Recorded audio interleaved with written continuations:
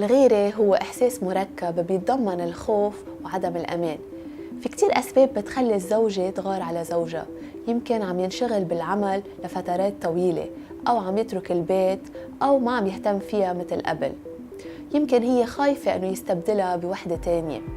ولكن هيدي الغيرة هي عدم ثقتها بذاتها.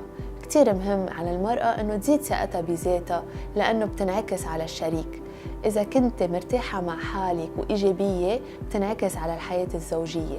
أما إذا كنت عم بتشكي كل الوقت بزوجك وعم تسأليه أسئلة وين رايح وين جاي، رح تخلقي جو من التوتر والانزعاج. مهم أنه تزيدي ثقتك بذاتك وتعملي نشاطات وتهتمي بحالك قبل ما يجي جوزك يهتم فيك. تعملي مواهب ونشاطات تحسي فيها بقيمتك حتى ما تنجرفي بإحساس الخوف وعدم الأمان.